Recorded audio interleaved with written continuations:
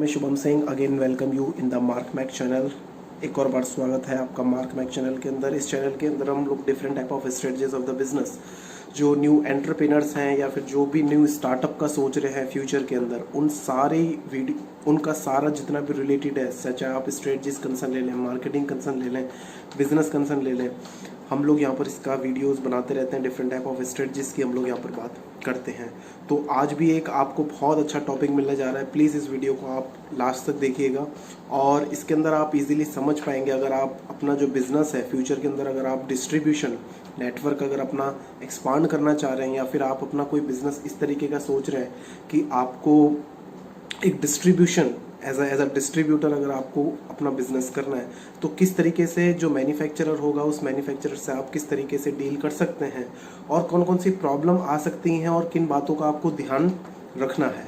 ठीक है, तो आज उन टॉपिक्स के बारे में आज हम लोग बात करेंगे। आज उन चीज़ों के बारे में बात करेंगे कि एज अ डिस्ट्रीब्यूटर जब आप मैन्युफैक्चरर से बात करते हैं तो आपको किन चीज़ों का ध्यान रखना है। ठीक है, तो ऐसा डिस्ट्रीब्यूटर, ठीक है, आप के पास बहुत अच्छी, सबसे पहली बात तो मैं बताऊंगा कि आपके पास बहुत बहुत बहुत ज़्यादा अच्छी अपॉर्चुनिटी है। अगर प्रेजेंट सिनेरियो की बात करूँ, कैसे है, क्योंकि जो बहुत सारे जो मैन्युफैक्चरर हैं, डिफरेंट टाइप ऑफ मैन्युफैक्चरर हैं, चाहे आप कहीं भी आप कोई भी आप मेट्रो सिटीज़ में देख लीजिए, जैसे कि दिल्ली में देख लीजिए, काफ़ी छोटे छोटे मैन्युफैक्चरर भी हैं जो अभी भी उनका जो बिजनेस है, जो प्रोडक्ट है, वो ऑनलाइन अभी भी नहीं है। ठीक है, तो आप ऐसे मैन्युफैक्चरर को भी डायरेक्ट जाके अप्रोच कर सकते हैं। So it's a one of the liquidity opportunity. अगर आप अपना बिजनेस या अपने आप को फ्यूचर में एज अ डिस्ट्रीब्यूटर देख रहे हैं तो ये बहुत अच्छी अपॉर्चुनिटी है आपके लिए। ठीक है, अब क्या होता है कि हमको मैन्युफैक्चरर तो मिल जाता है। जैसे मैं मैन्युफैक्चरर की अगर बात करूं कि सपोज कोई भी, जैसा छोटा कोई मैन्युफैक्चरर आप ले सकते हैं, कोई बड़ा मैन्युफैक्चरर ले सकते हैं, लेकिन उसके अंदर प्रॉब्लम ये आता है कि जब भी हम लोग उनसे नेगोशिएट करते हैं, जब भी हम लोग बात करते हैं अपने प्रोडक्ट की, तो सबसे पहले तो क्या होता है, जो डिस्ट्रीब्यूटर होता है वो अपना माल आपको देगा ही नहीं, वो आपका प्रोडक्ट जो होगा उसका वो आपको देगा ही नहीं। क्यों नहीं देगा? क्योंकि उसका जो ऑलरेडी जो उसका जो सप्लाई चेन मैनेजमेंट होता है उस मार्केट के अंदर, लोकल मार्केट के अंदर, वो ऑलरेडी स्टेबलाइज होता है। और ऐसा भी पॉसिबल है कि अगर आप बड़े मैन्युफैक्चरर के पास जाएंगे या जो कोई बड़ी कंपनी होगी, अगर उससे अगर आप एज अ डिस्ट्रीब्यूटर अगर आप बात करेंगे, एज अ प्रोडक्ट आप कुछ अगर उससे लेना चाहेंगे तो वो भी पॉसिबल नहीं है, क्योंकि जो उनका जो डिस्ट्रीब्यूशन नेटवर्क होता है, जो सप्लाई चेन मैनेजमेंट उनका होता है ग्लोबली, अगर मैं ऑल ओवर द कंट्री अगर मैं बात करूँ, और ग्लोबली भी होता है काफ़ी लोगों का, तो less number of the possibility है कि वो आपको अपना प्रोडक्ट दें बेचने के लिए। लेकिन अगर मैं छोटे मैन्युफैक्चरर की बात करूं तो हाँ, ये पॉसिबल है, लेकिन उसके अंदर ये कंडीशन है कि अगर वो लोग ऐसा बोलते हैं, सपोज आप गुजरात में एज आप उसका जो डिस्ट्रीब्यूशन चैनल है आप उसको गुजरात में लेना चाहते हैं, ठीक है, तो आप अगर दिल्ली के क्लाइंट से गए, दिल्ली का जो मैन्युफैक्चर है, कोई भी प्रोडक्ट मैन्युफैक्चर अगर वो कर रहा है, अगर आप वहाँ पर दिल्ली पे गए, ठीक है, तो ऐसा पॉसिबल है कि वो आपको डिनाई कर दे, क्योंकि दिल्ली के अंदर तो आप बेचोगे नहीं, क्योंकि दिल्ली के अंदर तो उसका ऑलरेडी डिस्ट्रीब्यूशन नेटवर्क है, तो वो दिल्ली के अंदर तो आपको अलाउ नहीं करेगा। हाँ, लेकिन गुजरात के अंदर वो आपको अलाउ कर सकता है। तो उस केस के अंदर बड़ा मैन्युफैक्चरर भी होगा, और अगर उसका कोई जो डिस्ट्रीब्यूशन नेटवर्क है वो अगर अहमदाबाद या गुजरात के अंदर ना हो, तब तो वो आपको दे सकता है। ठीक है, तो ये तो एक केस हो गया कि आप इस तरीके से ऐसा डील कर सकते हैं मैन्युफैक्चरर के अंदर। लेकिन जो सबसे बड़ी जो बात आती है, ऐसे काफ़ी सारे मैन्युफैक्चरर आपको ऐसे मिल जाएंगे जो अपना प्रोडक्ट आपको आसानी से दे देंगे, और बहुत सारे लोग देते भी हैं। लेकिन सबसे बड़ी बात है कि प्रोडक्ट तो मिल जाएगा, प्रोडक्ट लेने में कोई बड़ी बात नहीं है, लेकिन मैन्युफैक्चरर को समझना बहुत ज़्यादा ज़रूरी है। कहीं ऐसा ना हो कि आपने प्रोडक्ट तो ले लिया, माल तो ले लिया, उससे माल उठा लिया, लेकिन प्रोडक्ट ले लिया, लेकिन ऐसा कोई प्रोडक्ट जो सेल ही ना हो। ठीक है, तो मैन्युफैक्चरर तो आपको बहुत सारे मिल जाएंगे, लेकिन आपको डिफरेंट टाइप ऑफ सोर्सेज आजकल तो अवेलेबल है। इंटरनेट के थ्रू आप सर्च कर सकते हैं कि जो मैन्युफैक्चरर है वो ऑथेंटिक है कि नहीं। उसकी एक वेबसाइट अगर आप ओपन करेंगे गूगल के अंदर तो उसका पूरा हिस्ट्री और सब कुछ आ जाएगा, तो आप उसको इजीली आप एनालिसिस कर सकते हैं कि कौन सा किस टाइप का ये मैन्युफैक्चरर है, कौन कौन से इसके डिस्ट्रीब्यूशन नेटवर्क हैं, और अगर मैं इससे प्रोडक्ट लेता हूँ तो रियली मेरे को कुछ फ़ायदा होगा कि नहीं होगा। तो आप इजीली इसको देख सकते हैं। ठीक है, तो ये एक तरीका है अगर आपको जानना है मैन्युफैक्चरर के बारे में। बाकी ऐसे तो बहुत सारे फेक मैन्युफैक्चरर आपको मिल जाएंगे, फेक तो मैं नहीं कहूँगा, लेकिन प्रोडक्ट तो वो आपको दे देंगे, उसके अंदर कोई प्रॉब्लम नहीं आएगा। लेकिन ये हो सकता है कि आपको वो जो क्वालिटी है प्रोडक्ट की वो क्वालिटी ना मिले, और इससे क्या होगा, जो आपका जो प्रोडक्ट है वो एक बार हो सकता है सेल हो जाए, लेकिन बाद में आपको प्रॉब्लम आएगा। तो इन चीज़ों का बहुत ध्यान रखना है। कोई भी मैन्युफैक्चरर से अगर डील करते हैं एज अ डिस्ट्रीब्यूटर अगर आप किसी से डील करते हैं, तो आपको इन चीज़ों का ध्यान रखना बहुत बहुत बहुत ज़्यादा ज़रूरी है, ठीक है। और आपको इस पे बहुत ज़्यादा ज़रूरी है कि आप इसको ध्यान दें। अब मैं बात करूँगा कि जो फ्यूचर इसके अंदर देख रहे हैं, सपोज़ आप डिस्ट्रीब्यूटर अगर आप बनना चाहते हैं, डिस्ट्रीब्यूटर अगर आप एजेंसी खोलना चाहते हैं इन द फ्यूचर के अंदर, तो बहुत बहुत ज़्यादा अच्छी अपॉर्चुनिटी है आपके पास। आप कोई भी मैन्युफैक्चर के पास जाके आप उससे डायरेक्ट डील कर सकते हैं, आप उससे डायरेक्ट बोल सकते हैं कि अगर उस, और मैं 101% श्योर हूँ कि अभी भी 60 to 70% जो हमारे मैन्युफैक्चरर हैं वो ऑनलाइन प्लेटफॉर्म्स का वो यूज़ नहीं कर रहे, ठीक है। तो आप एक ई कॉमर्स वेबसाइट अपनी स्टार्ट करके आप उनका जो प्रोडक्ट है अपनी वेबसाइट के ऊपर सेल कर सकते हैं। आप अपनी कोई एप्लीकेशन बिल्ड कर सकते हैं ताकि उनका प्रोडक्ट अगर आप डायरेक्ट ले लें तो आप उसको भी सेल कर सकते हैं। आप उसमें कुछ अपना परसेंटेज भी आप उसके अंदर कुछ ऐड कर सकते हैं। तो ये एक फ्री एसेट मॉडल भी है, ये एक फ्री एसेट मॉडल भी इसको बोला जाता है कि आपको वहाँ पर ज़्यादा इन्वेस्ट करने की ज़रूरत नहीं पड़ेगी, लेकिन आपका जो कमीशन होगा वो बिल्कुल फिक्स होगा। तो ये सारी जो चीज़ हैं इनका ध्यान रखना बहुत बहुत ज़्यादा ज़रूरी है अगर आप कोई मैन्युफैक्चरर ढूंढ रहे हैं तो। और अगर आप चाह रहे हैं, और मैं कह रहा हूँ आपको कि मैन्युफैक्चरर अगर आप कोई प्रोडक्ट मैन्युफैक्चर करते हैं तो उसके अंदर बहुत ज़्यादा आपको एसेट चाहिए होता है, उसके लिए आपको बहुत ज़्यादा पैसा चाहिए होता है, बहुत ज़्यादा इन्वेस्टमेंट चाहिए होता है। कोई भी कंपनी डालेंगे कम से कम 3 या 4 करोड़ तो कम से कम चाहिए, ठीक है। अगर आप डिस्ट्रीब्यूटर अपना फ्यूचर देख रहे हैं तो डिस्ट्रीब्यूटर के अंदर तो आपको कुछ नहीं चाहिए। डिस्ट्रीब्यूटर के अंदर तो आप डायरेक्ट ऑनलाइन भी सेलिंग कर सकते हैं, विदाउट इन्वेंट्री भी आप सेलिंग कर सकते हैं।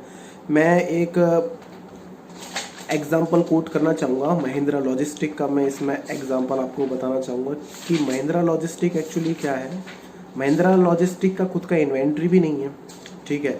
और वो क्या करता है, उसका खुद का ना तो इन्वेंट्री है ना कुछ उसका, वो एक मीडिएटर रोल पैदा करता है, ठीक है। वो एक मीडिएटर रोल्स आप उसको कह सकते हैं कि वो जैसे ऑटोमोबाइल इंडस्ट्री, इंजीनियरिंग, फार्मा और ई कॉमर्स, इनका जितना भी वो होता है, जितना भी इन्वेंट्री आप कह सकते हैं, तो उसका खुद का प्लेटफॉर्म तो नहीं है, लेकिन उसने एक ऐसा ऑनलाइन प्लेटफॉर्म बना रखा है जहाँ पे वो इंटरलेट करता है सारी चीज़ों को।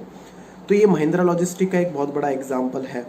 तो ऐसी बहुत सारी जो कंपनी है वो आने वाले टाइम पे या अभी भी अगर आप ऐसी बात करें तो वो लोग विदाउट इन्वेंट्री भी वो लोग अपना जो प्रोडक्ट है वो सेल कर रही हैं। तो ये बहुत बहुत ज़्यादा अपॉर्चुनिटी है आपके पास। अगर आपके पास इन्वेंट्री नहीं है, अगर जगह नहीं है इन्वेंट्री करने का, तब भी आप इसका जो फ्यूचर है वो काफ़ी ज़्यादा ब्राइट है और आप कोई भी प्रोडक्ट को सेल कर सकते हैं। अब सबसे बड़ी बात ये आती है कि जब आप मैन्युफैक्चरर से आपकी डील हो गई कि इतना प्रोडक्ट आपको चाहिए, इतनी क्वांटिटी में चाहिए, लेकिन सबसे बड़ी बात ये आती है कि वो आपको प्रोडक्ट नहीं देगा। प्रोडक्ट क्यों नहीं देगा? क्योंकि आप सपोज आपको 100 पीस की ज़रूरत है, लेकिन वो आपको 400 दे रहा है, ठीक है। आपको 100 पीस की ज़रूरत है, वो आपको 400 दे रहा है, लेकिन आपको ये पता है कि आपका इतना बजट नहीं है कि आप 400 पीस उठा सकें या ले सकें। उस टाइम पे क्या है, आपको नेगोशिएशन स्किल्स, कम्युनिकेशन स्किल्स, ये सारी स्किल्स आपको आनी चाहिए नेगोशिएट करने की, मैन्युफैक्चरर के साथ नेगोशिएट करने की। क्योंकि हो सकता है कि कुछ भी प्रॉब्लम हो सकता है, वो आपको शायद ना दें, मतलब इतना प्रोडक्ट या उनका कुछ मिनिमम क्राइटेरिया हो कि उससे कम वो किसी डिस्ट्रीब्यूटर को ना देते हों। तो उस टाइम पे अगर आपके पास कुछ ऐसी स्किल्स होंगी जो नेगोशिएबल होगी, आप उसको इस तरीके से कन्विंस कर सकते हो कि मैं अभी ये 100 का जो पीस है वो अभी ले लेता हूँ, और बाकी अगर ये मेरा अच्छा रहा तो आपके साथ मैं 400 तो क्या 600 पीस में ले लूँगा।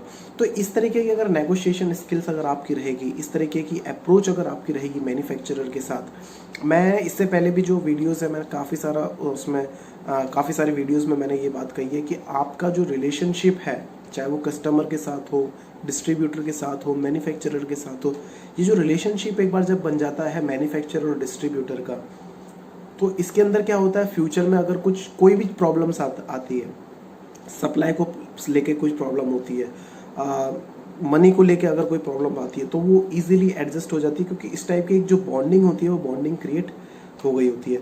तो ये सारी चीज़ों का आपको ध्यान रखना है जब आप मैन्युफैक्चरर से डील करें।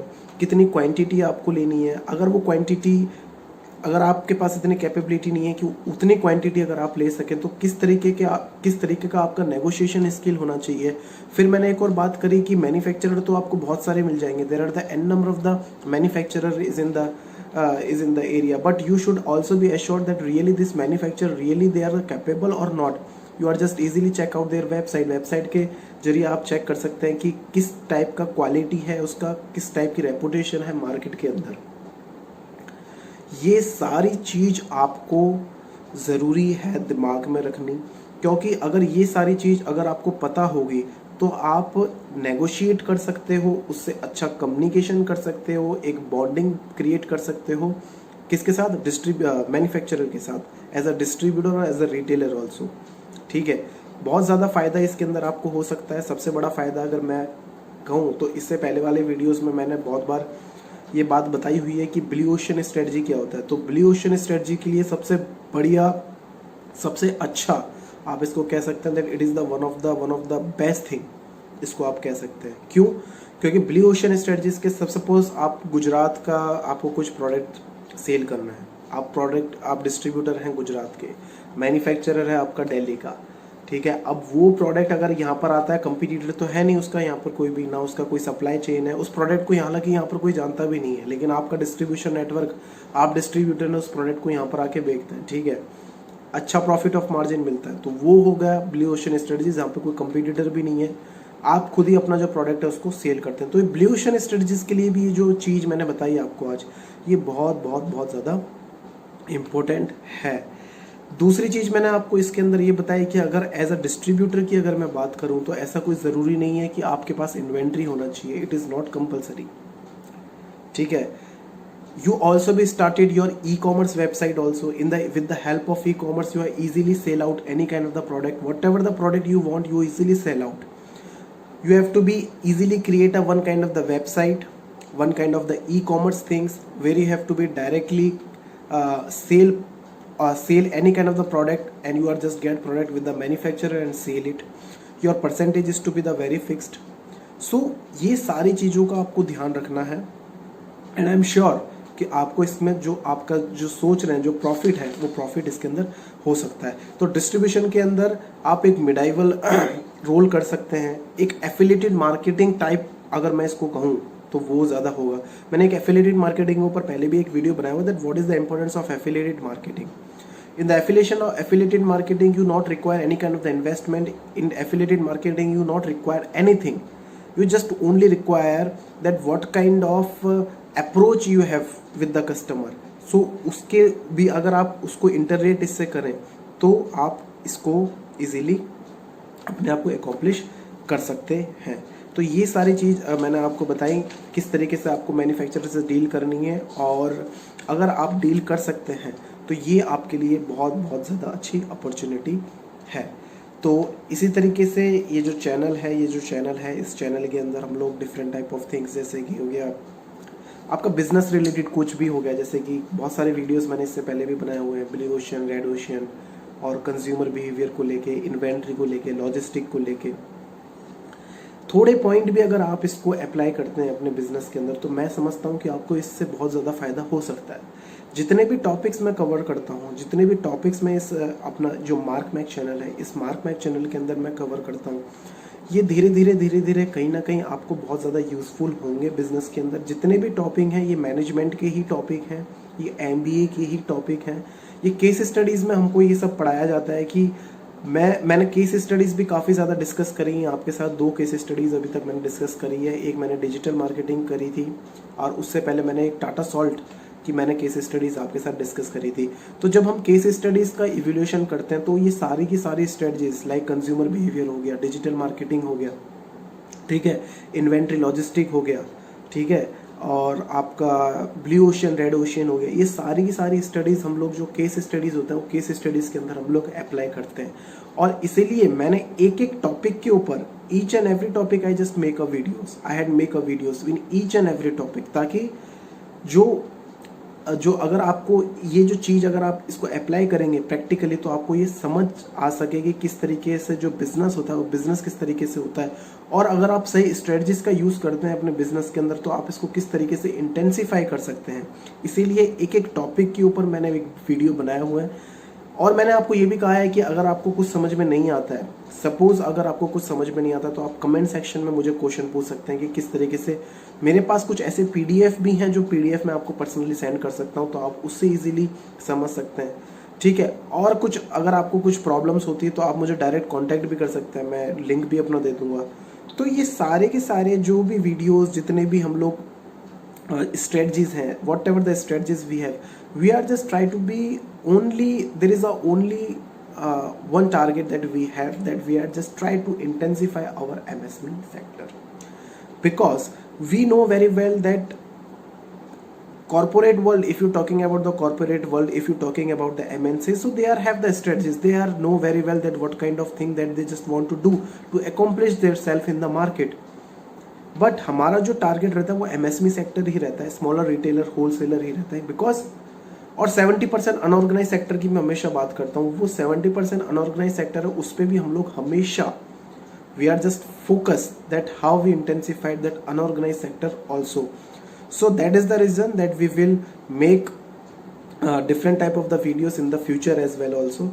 सो मैंने डिजिटल मार्केटिंग के अंदर भी आपको ये सारी चीज़ बताई थी कि किस तरीके से हम जो कैंपेन है वो कैंपेन हम रन कर रहे हैं, जैसा कि जो भी हमारा 70 अनऑर्गेनाइज सेक्टर है उसको हम धीरे धीरे यूट्यूब, फेसबुक, लिंक्डइन और इंस्टाग्राम और फेसबुक के थ्रू हम लोग इसको इंटेंसिफाई कर रहे हैं, हमारे अनऑर्गेनाइज सेक्टर को टोटली हम इसको डिजिटल में कन्वर्ट कर रहे हैं।